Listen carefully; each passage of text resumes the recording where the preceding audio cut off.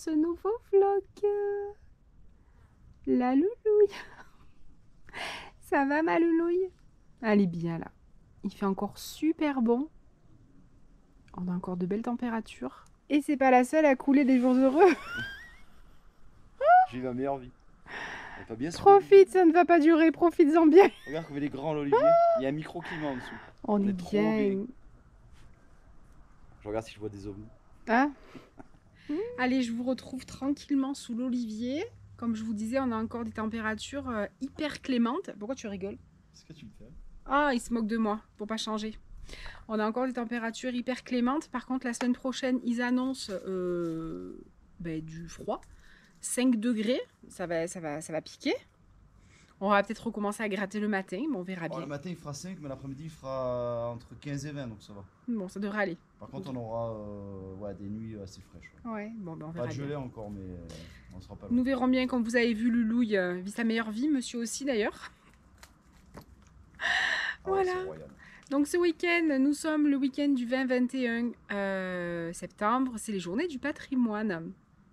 Donc je travaille demain matin.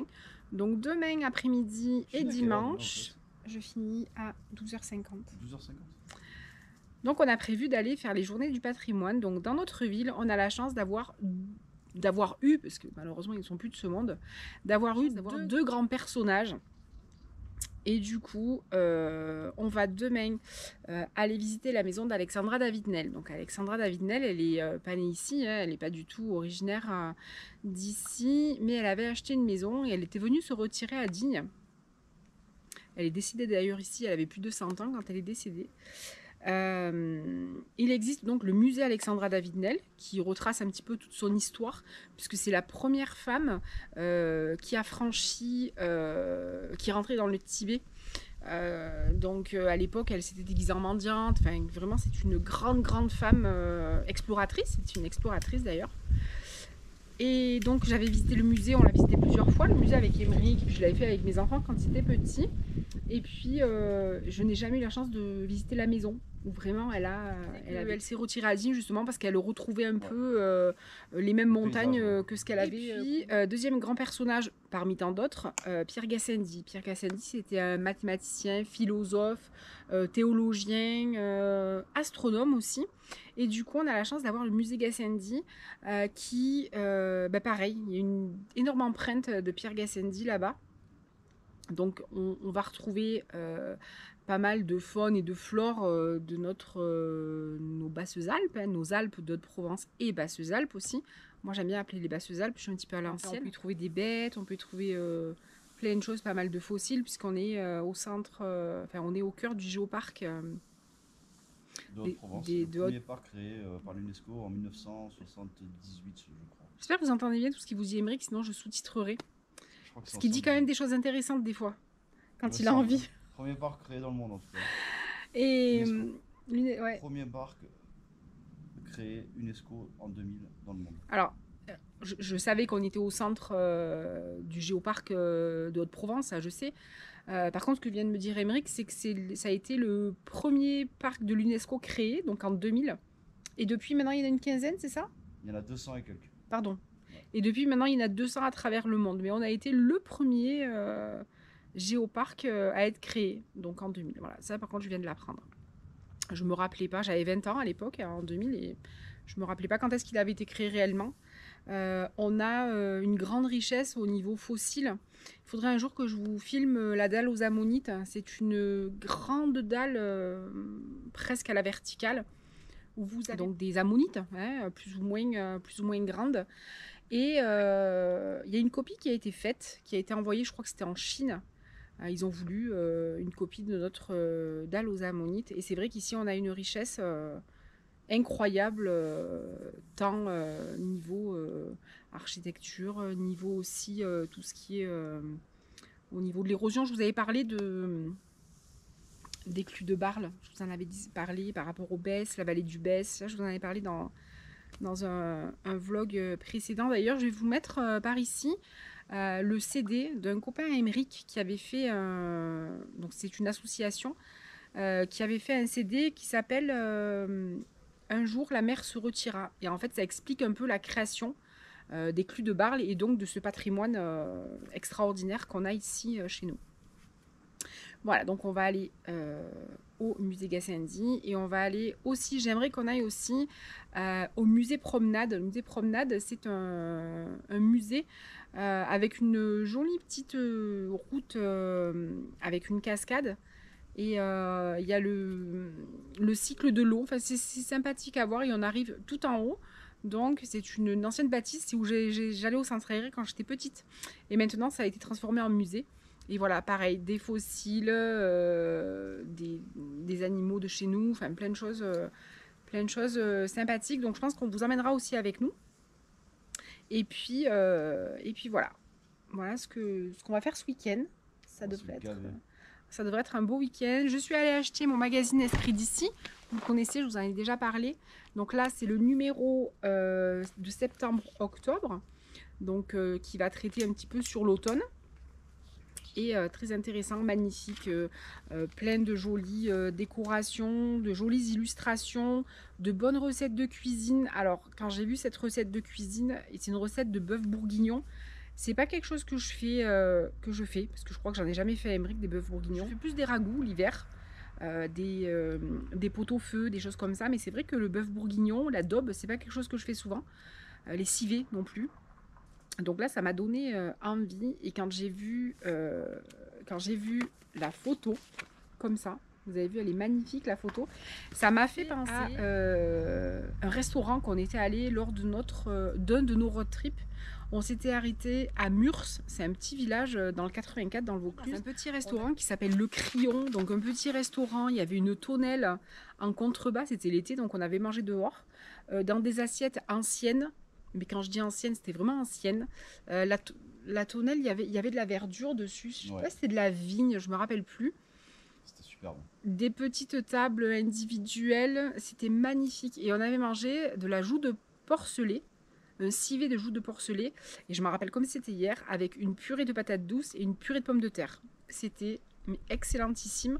Le lieu. La vaisselle était ancienne mais trop belle en fait, et puis alors la garniture des assiettes c'était trop beau. Et donc si vous avez l'occasion de passer à Murs, arrêtez-vous au restaurant du Crillon. Ils ont aussi à l'intérieur, c'était très à l'ancienne, avec des nappes à carreaux rouges et blanches, vraiment dans le Luberon. On était parti faire un road trip et on s'était régalé. Et cette recette je me rappelle encore le goût. Et ben forcément, c'était un peu comme ça. Ces photos, ça ressemblait un petit peu à ça et du coup, ça m'a donné envie. Donc ce matin, nous voilà partis chez le boucher pour acheter ce qu'il fallait. Donc j'ai acheté 2 beaux morceaux de daube. J'ai acheté un peu j'ai pas pris du bon vin. J'ai pris un vin classique, sans extraordinaire, parce que c'est du vin qui va être cuit. Donc je vais pas mettre un bon vin. Bordeaux, on a pris. Ouais, mais c'est un Bordeaux, voilà, mais c'est un Bordeaux, basique, quoi. Basique. C'est pas un grand cru de Bordeaux, ça sert à rien déjà. Non. On boit pas trop de vin à part quand il y a du monde. Et voilà, donc je vous montrerai ce que j'ai acheté. Et puis je pense qu'on va rentrer en cuisine. Mais je vais la faire que pour demain. La daube, comme certaines soupes également, ou certains plats en sauce, beaucoup de plats en sauce, au plus vous réchauffez, au meilleur c'est en fait. Donc là je vais la préparer tout à l'heure et on l'aura pour demain midi, voire demain soir, parce que ce soir on se fait un petit barbecue. Pareil, chez mon boucher, on a acheté des chipots, des merguez et des espèces de saucisses chorizo. Donc je sais pas ce que je vais faire avec, je pense que je vais faire une petite salade de pommes de terre avec. Je sais pas s'il me reste des haricots verts au congélateur. Donc je vais faire une salade de haricots verts, pommes de terre et peut-être tomates. Parce que c'est encore l'été là, cette semaine. Ouais, que cette semaine. Après, on va. La semaine prochaine, on a entre 5 et 20 degrés l'après-midi. Ouais, on va douiller. Ouais. Après, on va douiller, mais on profite encore des dernières chaleurs. J'ai fini tout le thym la dernière fois que j'ai cuisiné. Du coup, je vais en cueillir. L'avantage, c'est qu'on part de la maison. Des ciseaux. J'ai du laurier aussi à côté de la maison. Et du coup, je vais faire. Parce qu'on fait un bouquet garni du thym. Je vais mettre du laurier. Et puis j'ai du céleri au congélateur, donc je vais mettre un peu de céleri aussi, ça ira très bien. Voilà, il est là, regardez comme il est beau. Alors il est en fleurs mais il est sec, hein, parce que... Hop, il est là. Regardez comme il est beau, il y en a plein. Et en fait, c'est à côté de la route, mais c'est un cul-de-sac. Il n'y a que nous qui passons, donc il n'y a pas de pollution. Enfin, c'est vraiment très minime, quoi. Allez, je vais cueillir un petit peu.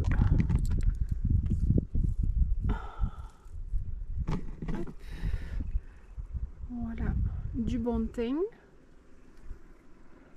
Je vais en prendre encore un peu parce que j'aimerais faire une petite infusion peut-être. Voilà. Hier,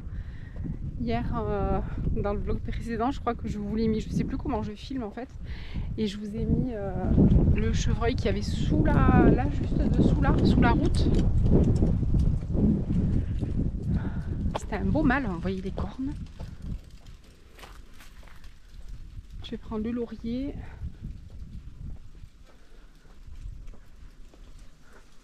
C'est un Altea, il a encore plein de boutons, mais énormes. Les planches, les branches, elles plient tellement qu'il y a des boutons. Il est énorme. Une belle branche de laurier aussi.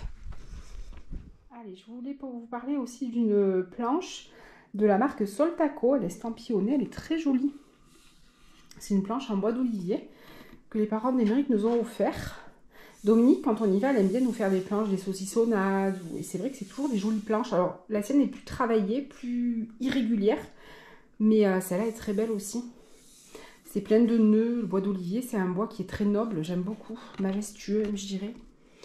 Et elle est très très jolie. Donc, il faut que j'ai envie de m'acheter un tout petit mortier avec un pilon aussi. Parce que j'ai mon gros, mais c'est pas du bois d'olivier. Et je trouve que le bois d'olivier, c'est vachement plus joli. À Gassin, à côté de Saint-Tropez, il y a un marchand de fleurs. Enfin, c'est une pépinière. Et à côté, il y a un marchand de poterie. Et il y avait plein de jolies choses dedans. Et moi, j'avais acheté 2 cuillères comme ça. Elles sont magnifiques. Trop, trop belles. J'aime beaucoup, beaucoup le bois d'olivier. Alors, voilà ce qu'on est allé acheter ce matin chez le boucher. J'ai pris 2 gros morceaux.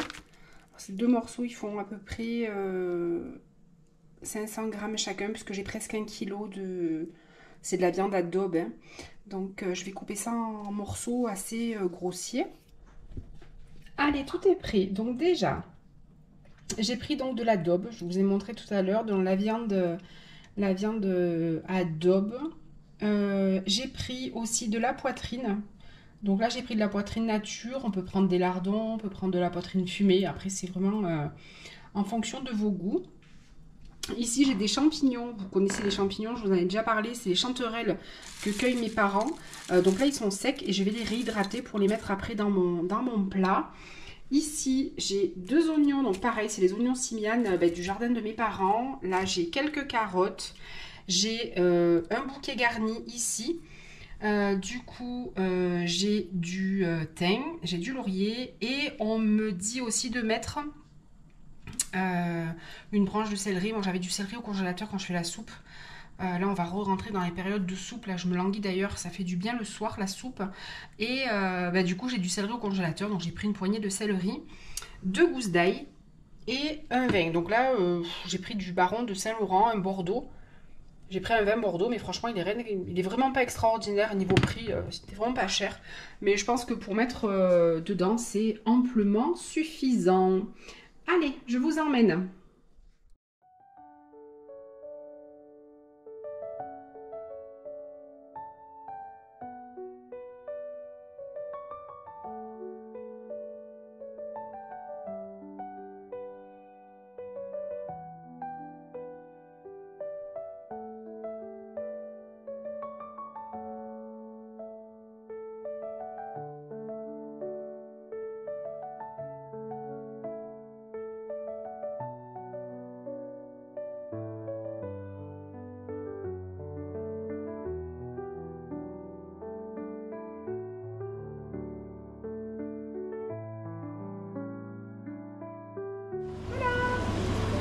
Donc ça, ce sera pour demain soir, parce que là, je vais la faire, et demain, on la fera réchauffer, et en fait, ça fait partie de ces plats, des recettes que quand on fait réchauffer, c'est encore meilleur, donc on mangera ça demain soir. On va laisser mariner. Alors mariner, non, je fais pas de marinade. Non, la marinade, on va laisser reposer. Voilà, on va laisser reposer, on fera recuire. Là, c'est un bœuf bourguignon, une daube, il faut faire mariner à l'avance, j'ai pas fait, je suis pas organisée, comme d'hab. Et du coup là je fais une espèce de bœuf bourguignon à ma façon. Voilà. Donc voilà.